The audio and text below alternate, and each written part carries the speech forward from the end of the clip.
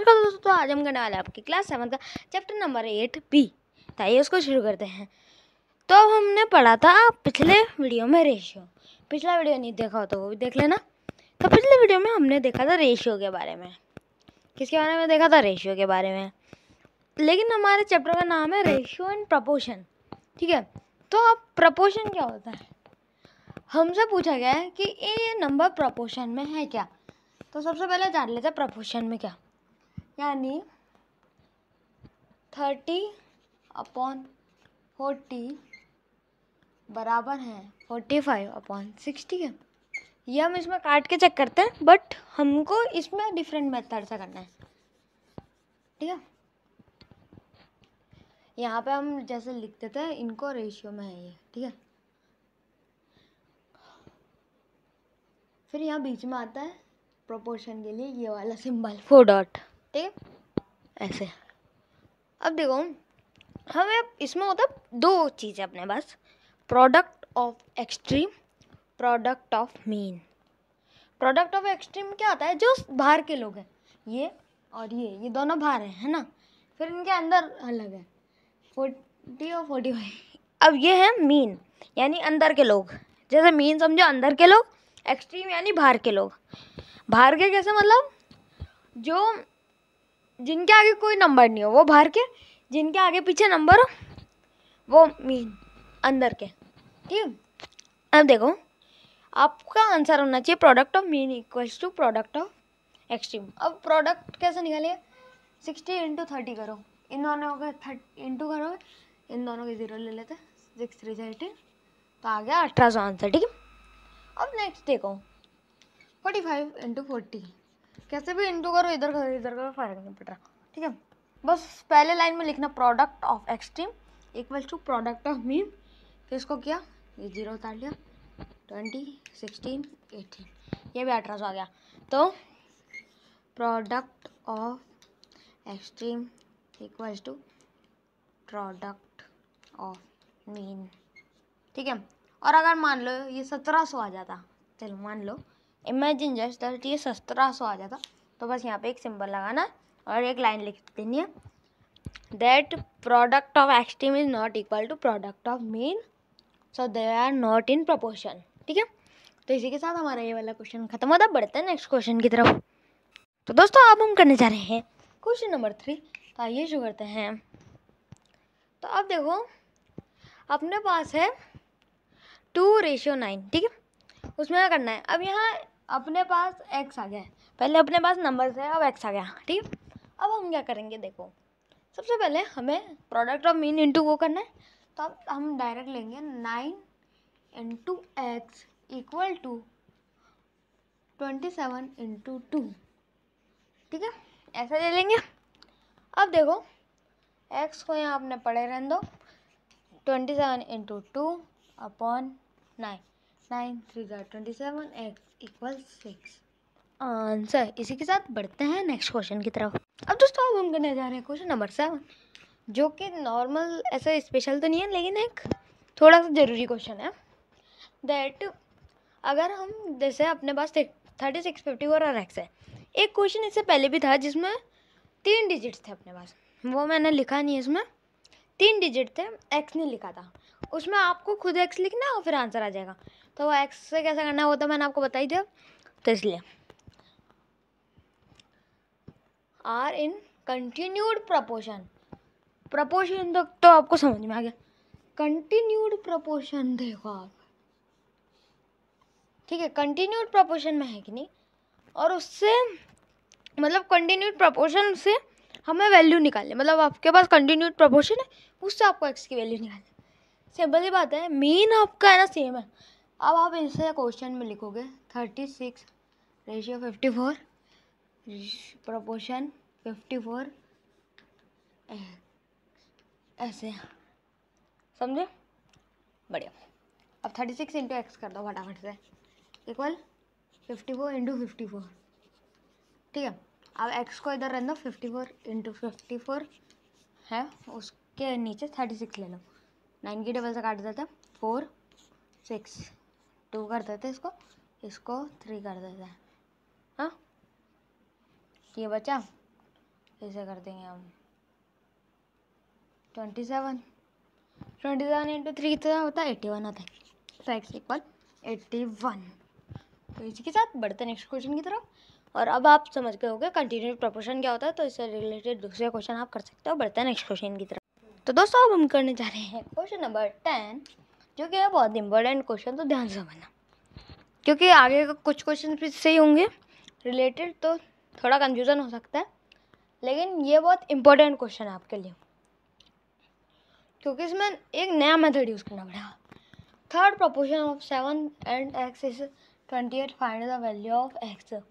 अब देखो सॉल्यूशन लिख देते हैं।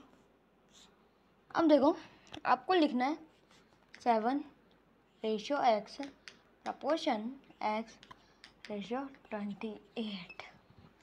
यह अपन ने थर्ड प्रपोर्शन वाले में सीखा था। अब बीच में x, अब आप तो आप x लिखोगे। अब देखो आप मेन चीज़ 7 इंटू 28 बराबर x इंटू एक्स। हाँ, तो x स्क्वायर लिख लेंगे, क्योंकि इसकी पावर भी 1, इसकी पावर भी 1। ठीक है, अब यहाँ 6 आ जाएगा, बचा 5, 14 तो 196 आ जाएगा। अब देखो यहाँ आप x लोगे, यहाँ आपको लेना पड़ेगा रूट। ये एकदम नई चीज़ है, मैंने भी इसको पहली बार ही ट्राई कर रहा हूँ। तो ये है 196। ठीक है, अब देखो इसमें हमको क्या करना होता है, जैसे कि आपको इसका एलसीएम लेना है। एलसीएम मैंने ले लिया है इसका पहले ही, तो आप लेके देख लेना, आपको शक हो मुझ पे तो 2 इंटू 2 इंटू 7 इंटू 7 ये है। फिर बचेगा 2 7, क्योंकि ये भी 2 है ये भी से, तो ये बचेंगे और आंसर आ जाएगा आपका 14, और ये हटा दो। तो इसी के साथ हम हमारे एक्स के लिए आ चुके हैं 14। बढ़ते हैं नेक्स्ट क्वेश्चन की तरफ। तो दोस्तों अब हम करने जा रहे हैं क्वेश्चन नंबर 12। तो अब हमसे पूछा गया है कि हम इन सब में ऐसा नंबर क्या ऐड करें, ये प्रोपोर्शन में नहीं, अब ये प्रोपोर्शन में हो जाए। ठीक है, तो अब ऐसा नंबर कैसे ऐड करेंगे, तो वो नंबर हमको बिल्कुल नहीं पता है, तो उसे मान लो एक्स। तो देखो product of extreme equal to product of mean 5 plus x. Product of extreme और प्रोडक्ट ऑफ मीन ले रहे हैं, तो जो ये है 12 वो इधर आएगा। 12 plus x equal to 9 plus x 7 plus x. ठीक है, अब देखो इससे इसको मल्टीप्लाई, इससे इसको मल्टीप्लाई अपन ने सीख रखा है। तो ये 60 प्लस 5x, ये इस वाले x से प्लस वगैरह नहीं हुआ, तो मैं ऐसे मार्क कर देता हूँ आपके लिए। ठीक है, प्लस होगा, अब अपने प्लस है, प्लस होगा हमारे पास 12x प्लस एक्स स्क्वायर। ठीक है, बराबर हो जाएगा अपने 9 7 जा 63, और इससे plus 9x plus 7x plus x square. तो इस एक्स स्क्वायर से ये एक्स स्क्वायर काट दो, तो इनका अस्तित्व ही मिटा दो, एक काम करो। ठीक है, अब ये x की वैल्यू ये x की है, तो ये इसमें हो जाएगा 17x। ठीक है, ये हो जाएगा 60 प्लस। ठीक है, अब देखो अब यहाँ इक्वल्स टू ये 9 और 7 के हो जाएंगे 16, x प्लस 63। तो अब ये 17x इधर रहेगा, वो प्लस में माइनस में आके 16x इक्वल टू 63 के यहाँ प्लस में था माइनस में जाके ये आ जाएगा 3, और ये आ जाएगा x। तो जब हम इन सब में 3 प्लस कर देंगे तो हमारे पास इनका मतलब प्रपोर्शन आ जाएगा, तो ये हो जाएंगे इन प्रपोर्शन। तो इसके साथ बढ़ते हैं नेक्स्ट क्वेश्चन की तरफ। तो दोस्तों अब हम करने जा रहे हैं क्वेश्चन नंबर 14, ये होने वाला हमारा लास्ट क्वेश्चन। तो आइए इसको देख लेते हैं। एक स्केल है एक मैप पे स्केल कैसे होती है आपने देखा होगा। मैप पे स्केल मतलब जैसे आपके पास एक मैप होता है, जैसे आपके पास एक इंडिया का मैप होगा, मतलब कभी पॉलिटिक वगैरह के लिए लाए हो, मतलब मेन होता है मैप। तो उसमें आपके पास जैसे मेंशन हुआ होता है कि जो आपका 1 सेंटीमीटर है ना मैप का, वो इतने पे है। मतलब आपका मैप जो है वो तो इतना लंबा है नहीं, ठीक है। आपका मैप है बस 4x6, छोटा सा स्क्वायर होता है वो। तो उसका 1 सेंटीमीटर जो है वो इतनी डिस्टेंस कवर कर रहा है। तो 4 सेंटीमीटर कैसे करेगा? ऐसे 1 2 3 4 ये है। एक बार वापस समझा देता हूँ जिनको समझ में आए। मतलब एक मैप होता है, वो बड़ा नहीं है। आपके पास इतना बड़ा मैप होता है क्या? इतना लंबा?